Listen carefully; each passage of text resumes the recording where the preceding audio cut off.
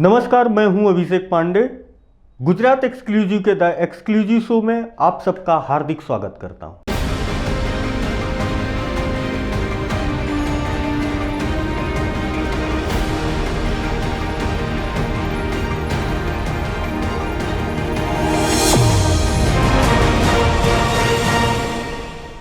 अभी गुजरात में चुनाव का माहौल चल रहा है।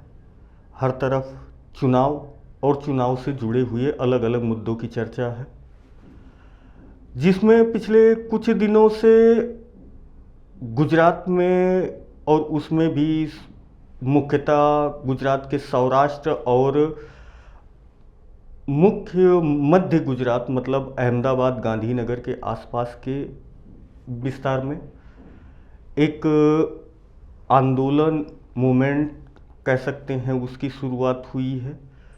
वो क्षत्रिय राजपूत समाज के तरफ से किया गया है।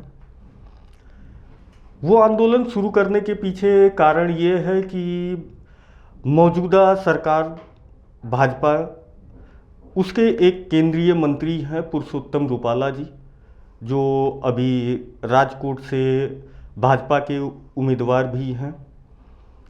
उन्होंने क्षत्रिय समाज के लिए कुछ अपशब्द उच्चारण किया और जिसके बाद में ये विवाद शुरू हुआ। अभी ये मामला सबसे ज़्यादा बीजेपी के लिए या मौजूदा राजनीतिक सिनारियों के लिए एक गंभीर मामला बना हुआ है कि ये क्षत्रिय विवाद को निपटाया कैसे जाए। अलग अलग जगह पे समय पे भाजपा का विरोध किया जा रहा है और ऐसा कहा जा रहा है कि जब तक पुरुषोत्तम रूपाला का टिकट नहीं काटा जाता है तब तक हम अपना विवाद जारी रखेंगे।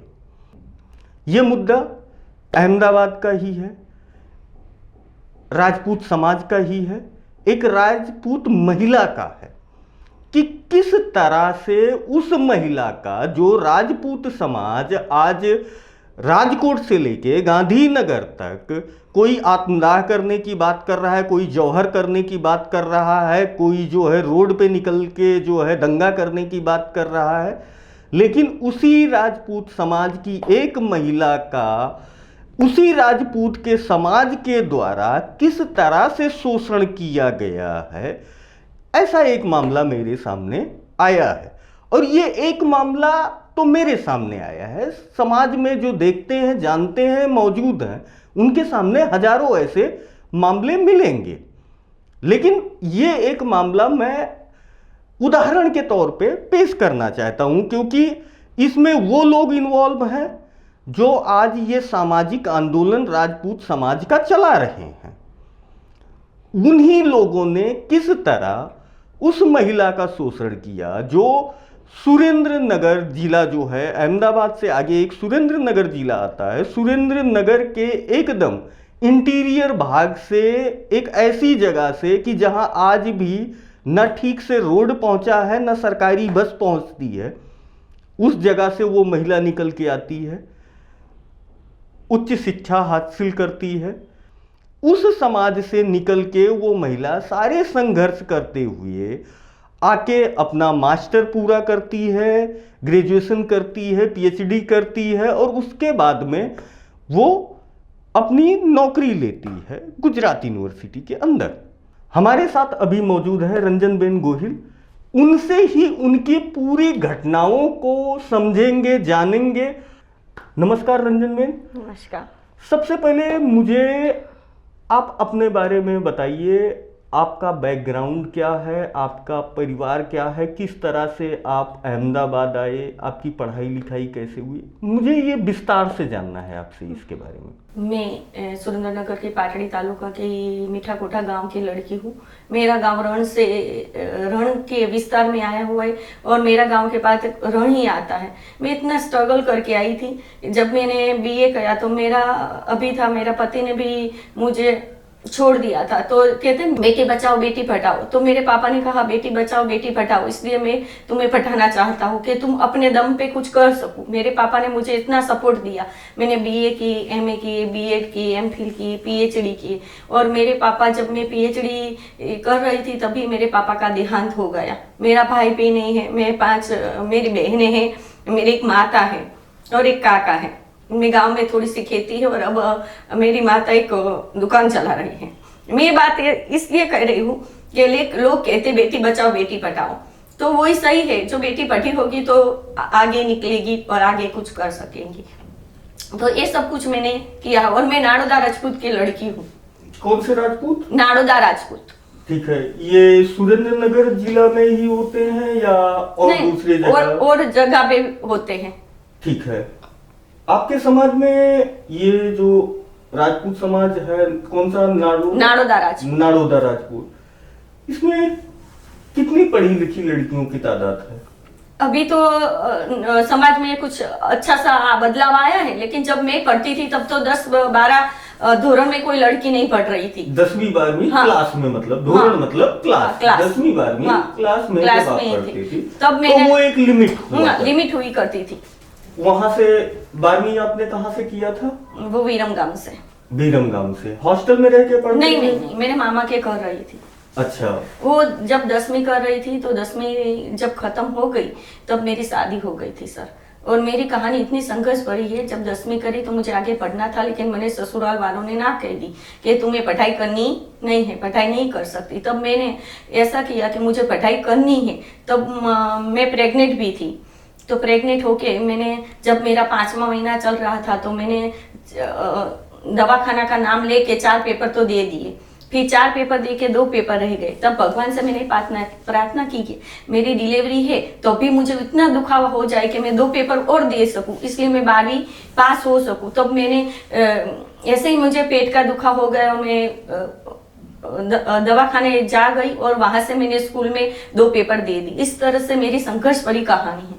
उसके बाद में ग्रेजुएशन आपने कहाँ से किया? तो ग्रेजुएशन में ऐसा हुआ कि फिर से मुझे लड़ाई झगड़ा, ये मुझे पढ़ाई करनी थी। लोग को ये पसंद नहीं थे कि हमारी समाज में ऐसा होता है कि पढ़ाई के लिए जब बेटी को अनुमति नहीं है तो बहू को कैसे अनुमति मिलेगी? हमारी समाज, ये याद रखना, ये राजपूत समाज की बात हाँ, हो रही है। तो वो मैं अभी 21वीं सदी की बात नहीं कर रही हूँ, 20वीं सदी की बात कर रही हूँ।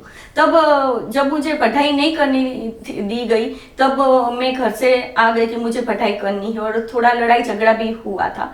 तो मैंने वहां से विरमगाम से FYSY किया और फिर मुझे ये लगा कि TY करने के लिए मुझे गांधीनगर जाना पड़े। तो वहां मैंने एक फॉर्म भरा और वहां वो समाज कल्याण है, वहां से जो मिलता है वहां से मैंने TY BA और BEd किया।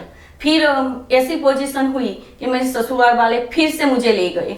फिर कुछ पढ़ाई के बारे में झगड़ा हुआ, मैं नौकरी करना चाहती थी। फिर यहाँ मैं 1 मिनट आपको रोकना चाहूंगा। आपने बोला गांधीनगर में समाज कल्याण, तो क्या स्कॉलरशिप छात्रवृत्ति के तहत आपने जो है? हाँ, वो यहाँ होता है कि यहाँ फॉर्म भरते हैं और आपका टका अच्छा होता है तो वहां से, हाँ, तो वहां से क्या होता है, सब कुछ सरकारी आपको देते हैं। वहां रहने का खर्च, वहां पढ़ाई का खर्च, सब कुछ सरकारी देते हैं समाज कल्याण से। वो सेक्टर 13 में था।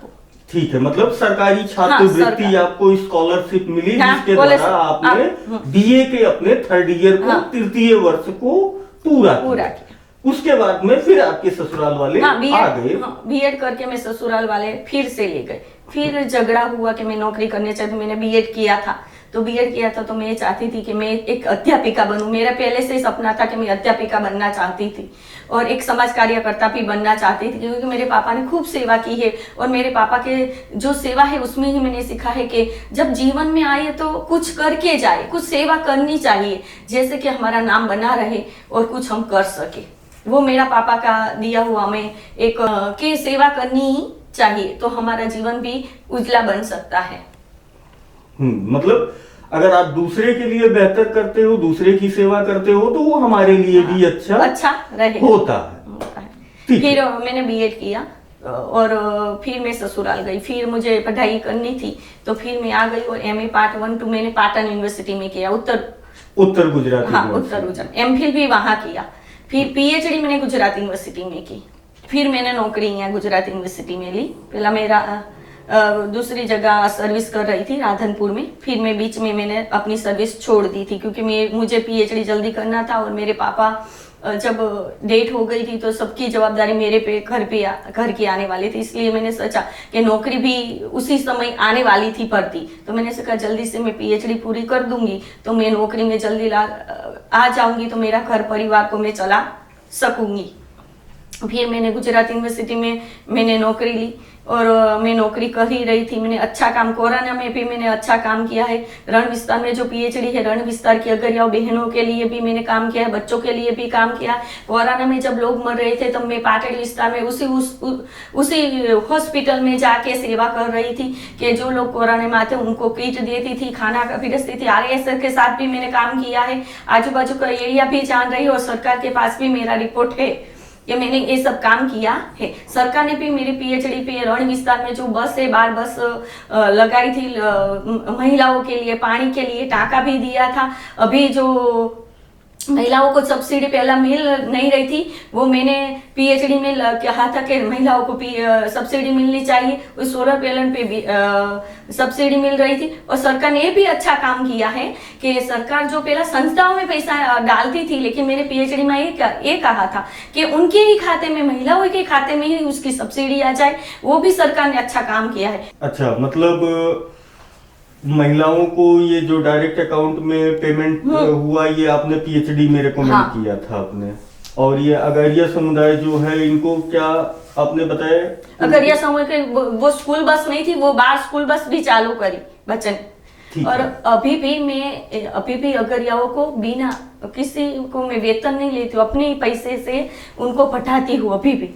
फिर रंजन बेन, आपने पीएचडी खत्म की, गुजरात यूनिवर्सिटी में नौकरी ले ली, अभी आपके पास नौकरी नहीं है, ऐसा क्या हुआ? अब मैं उस मुद्दे पे आना सर, मैंने ये सब काम किया तो कितने लोग हो तो उनको जलन भी हुई थी, लेकिन एक दिन ऐसा हुआ कि हमारे डिपार्टमेंट में पंकज सिमाड़ी के जो है प्रोफेसर वो आए थे हमारे डिपार्टमेंट में और आके बात में सर के साथ बात कर रहे थे, हमारे जो कोऑर्डिनेटर है उनके साथ। फिर मेरा नाम भी लिया और मुझे गंदी गाली बोलने लगा, तो मैंने कहा सर आप मुझे गाली नहीं दे सकते हो, मेरे बारे में कुछ कमेंट, ऐसी गंदी कमेंट नहीं कर सकते हो। तो उन्होंने वहां से वो वनराज के, तुम वनराज चावड़ा को पहचानते हो? वनराज चावड़ा का कितना राजकारण में नाम है, और उन्होंने वनराज चावड़ा को बुलाया। मैंने तो कभी वनराज चावड़ा को बुलाया ही नहीं था अपने डिपार्टमेंट में, तो वनराज चावड़ा आ गया और उसने मुझे भी धमकी दी कि तुम मुझे पहचानते हो, मैं वनराज चावड़ा हूँ। अभी तक कोई मेरे सामने नहीं बोला, तू तो महिला है, महिला होके मेरे सामने बोल रही है, ऐसा कहा। और फिर मैंने कहा कि मैं तो ये कह रही हूँ कि ये आके मुझे ये सब कर रही, तब वनराज चावड़ा का हम और भी आगे बढ़ने लगा। फिर मैंने ये कहा कि मैंने वीसी सर को तुरंत ही जान कर दी, तो वीसी सर ने कुछ पगला नहीं लिया। फिर मैंने डब्ल्यूडीसी में रजिस्ट्रार को एक लेटर लिखा, रजिस्ट्रार ने डब्ल्यूडीसी को दे दिया, डब्ल्यूडीसी ने मुझे बुलाया और मेरे जो साथ थे उन लोगों को भी बुलाया, उन लोगों का भी निवेदन लिया, मेरा भी निवेदन लिया, लेकिन अभी तक डब्ल्यूडीसी ने कुछ रिपोर्ट दिया ही नहीं है। फिर जो मेरे सहकर्मी थी उन्होंने एक एफिडेविट दे दी जो डब्ल्यूडीसी ने मांगी भी नहीं थी, और पंकज सिमाड़ी का अभी तक कोई रिपोर्ट नहीं आया जो मेरे ही डिपार्टमेंट में आके मुझे ही बोल के चला गया था। और वनराज चावड़ा उसके साथ उसका अहम लेके मुझे वनराज चावड़ा ने ऐसे कैसे बोली कि एक महिला हो के मेरे सामने क्या बोल रही हो तुम, मुझे पहचानती नहीं, मैं वनराज चावड़ा हूँ, मेरा राजकारण में कितना बड़ा नाम है, और तुम महिला हो के मुझे बोल रही हो, इतना उसका घमंड आ गया था। फिर उन्होंने डब्ल्यूडीसी का फिर मेरा लिया नहीं, फिर मैं पुलिस स्टेशन गई। मुझे पता था कि ये सब मिलकर मुझे कुछ ना कुछ करेंगे, तो 25 तारीख ने मैंने पुलिस स्टेशन में, महिला पुलिस स्टेशन में दे दिया, महिला आयोग में दिया कि मेरे साथ कुछ होगा, क्योंकि पहले ही चिराग खटीक जो मेरे स्टूडेंट ही नहीं थे, वो मेरे पहले थे, उन्होंने मेरे फोटे मेरे पीछे पीछे आते थे, ये सब कुछ मैंने लिखा था। तो ये और वनराज चावड़ा जो कर रहा था वो भी मैंने सब कुछ लेके कि वनराज चावड़ा मेरे पे कुछ करवा सकता है। तो 25 तारीख को लिखा और 26 तारीख हुई जब मुझे वनराज चावड़ा वो है कोऑर्डिनेटर, उनके लेके आपकी समाज सेवा में कोई जरूरत नहीं, ऐसा ही एक लेटर दे दिया और मुझे कहा यूनिवर्सिटी में आपको आने की जरूरत नहीं है, वो लेखित में मुझे दिया ही नहीं था। मैं 26 तारीख को गई सुबह को और मैंने अपनी सही की, और जब हमारा होता है आंख, ऐसा कैमरा आता है, वो आंख से जैसे कि हमारी हाजिरी पूरी जाती, वो भी मैंने की। तो वो करके मैं जा रही थी, तभी चिराग खटीका आया और मेरे हाथ पकड़ने लगा और बोला तुम यहाँ क्यों आई हो, और चपाचपी हो गई। दूसरे लोग भी थे, उन्होंने भी चपाचपी, मुझे डर, और मुझे एक धक्का दे दिया, मेरा सर एसी के साथ फटकाया और फिर मैं वहां से चली गई, क्योंकि मुझे लगा ये लोग मुझे मार डालेंगे, तो क्योंकि वनराज चावड़ा उनके साथ है। फिर मुझे मैं गई महिला पुलिस में, तो महिला पुलिस ने मुझे कहा कि नहीं तुम यहाँ नहीं रह सकती, तुम गुजरात यूनिवर्सिटी पुलिस स्टेशन चली जाओ वहां। तो मैं फिर गुजरात पुलिस स्टेशन गई, तो वहां मुझे मेरा निवेदन ही नहीं लिया। पहले कहा कि नहीं अभी हम आपके निवेदन नहीं ले सकते, क्योंकि वनराज चावड़ा का नाम आया था। जब वनराज चावड़ा का नाम पड़ा तो किसी ने मुझे मदद नहीं की। फिर भी मैंने पुलिस 108 बुलाई, 108 पहला मुझे लेके गई, फिर उनको क्या लगा उनके पीए के फिर से मुझे बुलाया और ऐसा लगा थोड़ा कि मेरा निवेदन ही नहीं लिया और मुझे फिर से भेज दिया वो सिविल में, 16 सिविल में। तो मेडिकल रिपोर्ट वो सिविल का है, तो भी मेरी एफआईआर क्यों नहीं ली गई, फक्त वनराज चावड़ा के लिए। और पुलिस ने भी कहा वनराज चावड़ा का नाम मत लेना। यहाँ मैं एक चीज आपसे जानना चाहूंगा, ये जिन्होंने आपने बताया पंकज श्रीमाली, जिन्होंने आप पे कमेंट किया, आपके लिए अभद्र भाषा आपके डिपार्टमेंट में आके यूज की और वहां से आप लोगों का विवाद शुरू हुआ, उनका और ये जो वनराज चावड़ा है, ये मतलब किस तरह के क्या संबंध थे? ये उनके जूनियर थे? नहीं ऐसा कुछ नहीं है, लेकिन सर अभी उनको सस्पेंड किया है। तो उसमें एक किसको सस्पेंड किया है? वनराज चावड़ा को, जो मेरी अर्जी से सस्पेंड हुआ, और अभी मैं सरकारी साक्षी भी हूँ वो वनराज चावड़ा का जो सस्पेंड है उसमें। यहाँ मैं बहन को रोकना चाहूंगा थोड़ा सा। बेसिकली यहाँ मैं वनराज चावड़ा के बारे में बात करना चाहूंगा। ये वनराज चावड़ा है कौन? वनराज चावड़ा गुजरात यूनिवर्सिटी के एक कल्चरल डिपार्टमेंट के प्रोफेसर हैं। आप लोगों ने आज तक पूरे देश में फेक करेंसी से लेके फेक डिग्री तक की बात सुनी होगी, लेकिन यूनिवर्सिटी के अंदर फेक डिपार्टमेंट भी चल सकता है पूरा, ये कभी नहीं सुना होगा, लेकिन चला है। गुजरात यूनिवर्सिटी जो गुजरात की सबसे बड़ी यूनिवर्सिटी है, वहां पर रातों रात एक फेक डिपार्टमेंट बना दिया गया और उस फेक डिपार्टमेंट के अंदर फुल टाइम प्रोफेसर रिक्रूट हो गए और उनके घर पे सैलरी जाने लगी उनके अकाउंट में। वो है मिस्टर वनराज चावड़ा, जिनको उसी के चार्ज में अभी सस्पेंड किया गया है और उनकी कोर्ट प्रोसीडिंग चालू शायद हो चुकी है या अभी कोर्ट प्रोसीडिंग बाकी। बेसिकली ये वनराज चावड़ा गुजरात यूनिवर्सिटी के सिंडिकेट मेंबर हैं। सिंडिकेट मेंबर होने की वजह से, एक राजनीतिक जुड़ाव की वजह से आसपास ऐसे जो है चेले चंठों का होना सामान्य बात है। पंकज श्रीमाली जो है, पंकज श्रीमाली, वो बेसिकली उनके उन्हीं चेलाओं में से कह सकते हैं यूनिवर्सिटी के अंदर एक रहे हैं। तो वहां से पंकज श्रीमाली के मामले में आए वनराज चावड़ा। वनराज चावड़ा राजपूत समाज से आते हैं। जो राजपूत समाज या क्षत्रिय समाज के बड़े नेता हैं गुजरात राजनीति के अंदर, उनसे काफी ताल्लुकात रखते हैं और बेसिकली उनकी यूएसपी यही है कि वो क्षत्रिय समाज के नेताओं से, यूएसपी मतलब यूनिक सेलिंग पॉइंट, जिसके बदौलत वो खुद को बेचते हैं, तो वो यूएसपी उनकी ये है कि उनका जो है क्षत्रिय समाज के अलग अलग जो बड़े नेता हैं, किसी के पास जो है आना जाना है तो किसी के साथ सोशल मीडिया के लिए फोटो खिंचाना है, लेकिन हाँ वो राजनीतिक जो है जुड़ाव रखते हैं और उस वजह से वो गुजरात यूनिवर्सिटी में सिंडिकेट मेंबर थे और वहां से उन्होंने जो है अपनी राजनीतिक रोटी सेकने के लिए या मजबूत करने के लिए पंकज श्रीमाली का बचाव करना शुरू किया एक महिला के सामने जो खुद उनके समाज की थी। अभी ये वनराज चावड़ा काफी गंभीर कैरेक्टर्स हैं, किरदार हैं इस पूरी स्टोरी का, जिस पे आगे हम बात करेंगे। तो फिर जब ये आपके साथ घटनाक्रम हुआ, आपके साथ जो है पंकज श्री माली ने आपके डिपार्टमेंट के अंदर आपको कह सकते हो एब्यूज किया या अटैक किया, उसके बाद में आप लोग का मेडिकल वगैरह भी हुआ, हॉस्पिटल में गए हैं तो मेडिकल वगैरह भी हुआ, वो भी मेरे पास है रिपोर्ट। उसके बाद में पुलिस कंप्लेन के लिए आप गए? हाँ, मैं पुलिस कंप्लेन के लिए गई थी, लेकिन मेरी कंप्लेन ही नहीं ली। 7-8 महीना हो गए, तब वहाँ के जो पीआई है और जो एसपी है, सब ने मुझे ऐसे कितनी बार धमकाया कि नहीं ये नहीं है। आपने कहाँ कंप्लेन की? मैंने पुलिस कमिश्नर में, मणिनगर में, आगे एसपी में, गांधीनगर, सब में, सब जगह मैंने ये अपनी मतलब जहाँ पुलिस में समझ में आता था आपको कि ये डिपार्टमेंट से या ये ऑफिसर से मुझे सहायता मिल सकती है, उन सबको आपने दिया।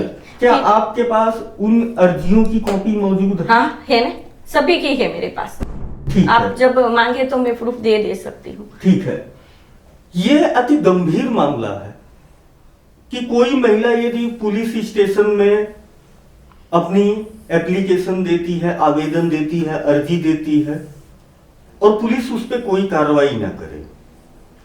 रंजनबेन ने सिर्फ एक जगह आवेदन नहीं दिया है, इन्होंने अहमदाबाद पश्चिम विस्तार में महिला पुलिस स्टेशन है वस्त्रापुर, वहां पे दिया है, अहमदाबाद पुलिस कमिश्नर की ऑफिस में दिया है, डीजीपी गुजरात के ऑफिस को लिखा है, महिला आयोग को लिखा है, गांधीनगर में इन्होंने जो है एसपी ऑफिस को लिखा है। लेकिन उस पूरे मामले में कोई भी कार्रवाई नहीं की गई या पुलिस ने किसी तरह का इनिशिएटिव नहीं लिया।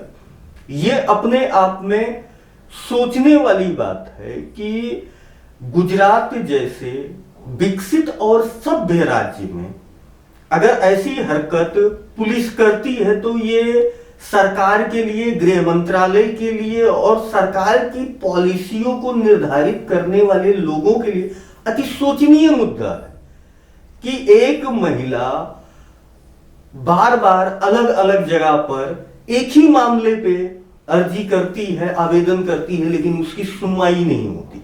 यह मामला है गुजरात यूनिवर्सिटी के में पढ़ाने वाली एक अध्यापिका का। इस हिसाब से अगर देखने जाए, अहमदाबाद जो सबसे बड़ा शहर है, वहां की सबसे बड़ी यूनिवर्सिटी के डिपार्टमेंट में पढ़ाने वाली एक वेल एजुकेटेड महिला का अगर कंप्लेन नहीं लिया जाता है तो गांवों का जो पिछड़े विस्तार हैं वहां क्या स्थिति होगी। इस पे कुछ मैं अलग से कमेंट नहीं कर रहा हूं, लेकिन सरकार को सोचने और समझने की बहुत ज्यादा जरूरत है और उस पे थोड़ा सरकार की जो है राजनीतिक और वैचारिक स्थिति से उठकर देखने की जरूरत है कि ऐसा कोई केस क्यों हो रहा है या ऐसी स्थिति क्यों आ रही है।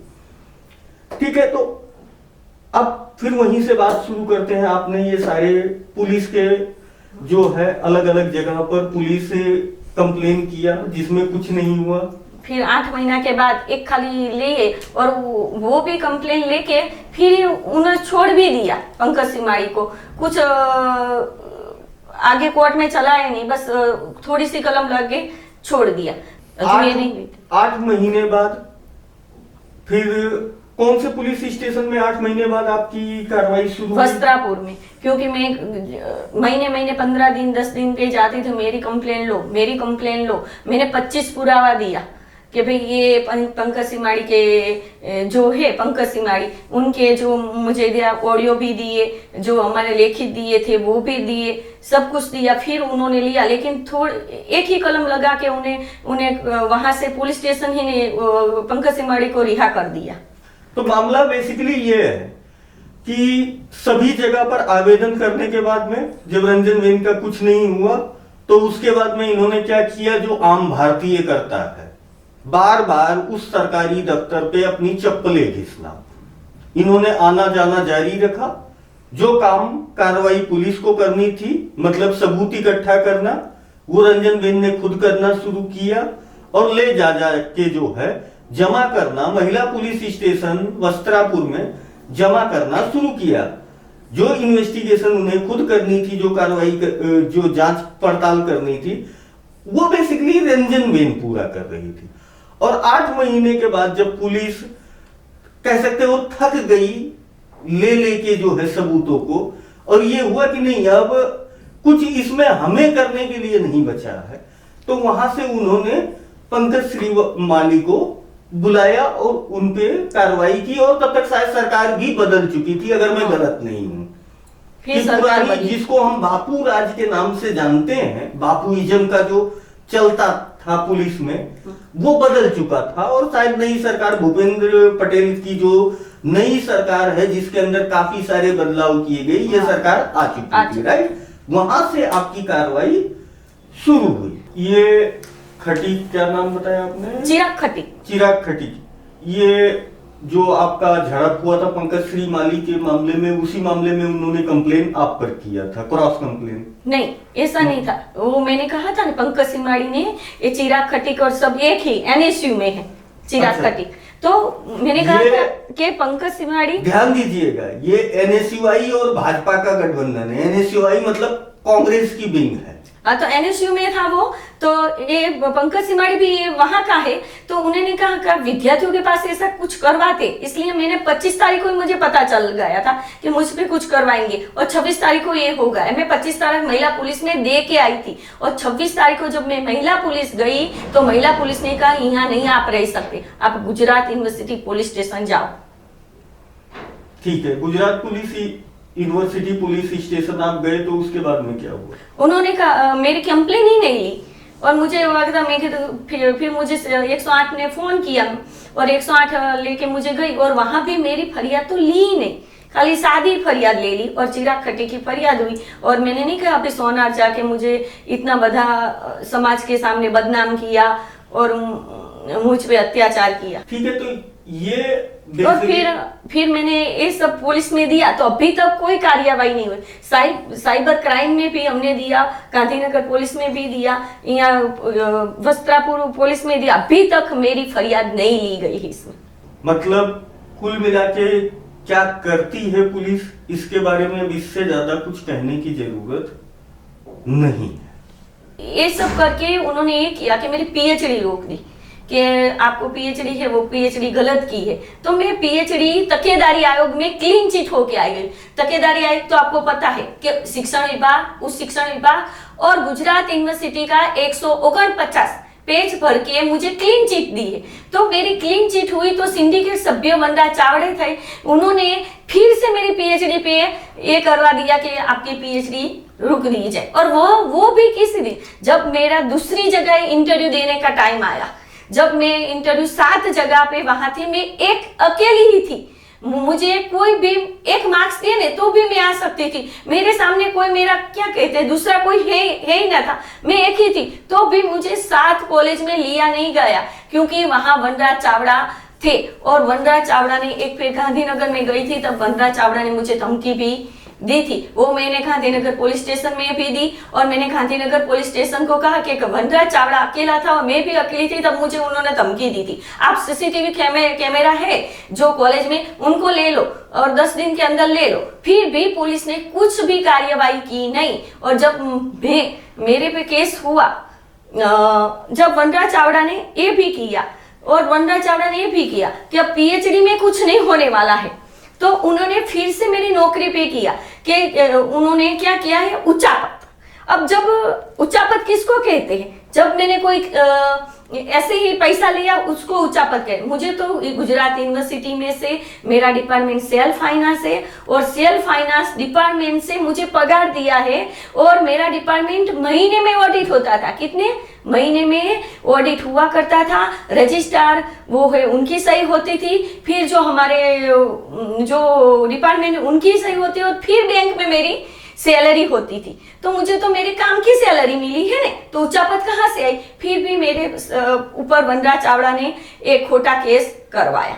और अच्छा, आपने सैलरी जो है फर्जी तरीके से उठा ली, ऐसा केस करा। हाँ, उच्चापत की है अभी तक की जो सैलरी। हाँ, मतलब वही ठगी जो बेसिकली वो किए हुए हैं, फिर हाँ, डिपार्टमेंट ऐसा खोटा केस करवाया और सैलरी उठाई और डिपार्टमेंट चलाया। बेसिकली वो केस उन्होंने आप पे डाला कि वो करवाया। ये कहानी है।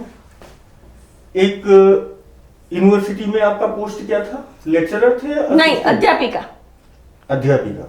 ये एक यूनिवर्सिटी अध्यापिका की स्थिति है।